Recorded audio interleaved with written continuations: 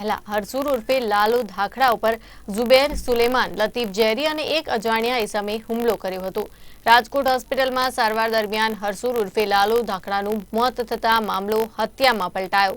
મૃતક હરસુર ઉર્ફે લાલુ ધાખડા હાલ 3 જિલ્લામાં તડીપાર હતો। તેના ઉપર 22 જેટલા ગુનાઓ પણ નોંધાયેલા છે। પોલીસને ચોપડે હિસ્ટ્રી શીટર પણ હતું। આરોપી વિધર્મી હોવાના કારણે રાજુલા પોલીસે હિન્દુ અને મુસ્લિમ આગેવાનો સાથે બેઠક યોજી। રાજુલા પોલીસે લોકલ ક્રાઇમ બ્રાન્ચ સહિત ટીમોએ આરોપીને પકડવાની હવે કવાયત હાથ ધરી છે।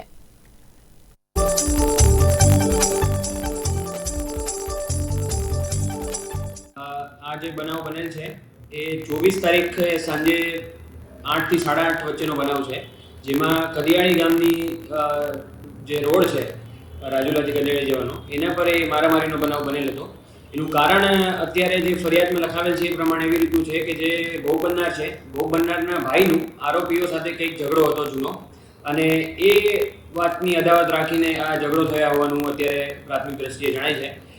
વધુ એમાં માહિતી જેમ જેમ આરોપી પકડાશે એમ વધારે ખ્યાલ આવશે।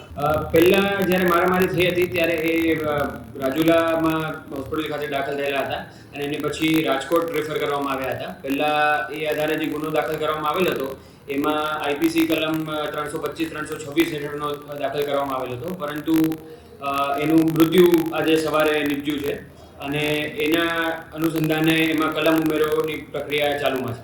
જે મૃતક છે આ કેસમાં એમનું નામ હરસુરભાઈ ઉર્ફે લાલો છે। એમનો ગુનાહિત ઇતિહાસ છે, ઘણા બધા ગુના એમના પર દાખલ થયેલા છે અને અત્યારે પણ ઇલેક્શન પહેલાં એમનું તડીપારની પ્રપોઝલ પણ મંજૂર થઈને અત્યારે તડીપાર એ હતા।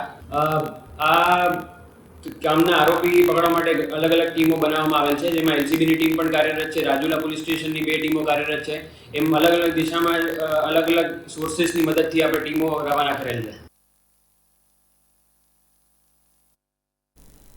સુરતમાં કન્યા કેળવણી મહોત્સવ અને શાળા પ્રવેશોત્સવ કાર્યક્રમ યોજાયો હતો।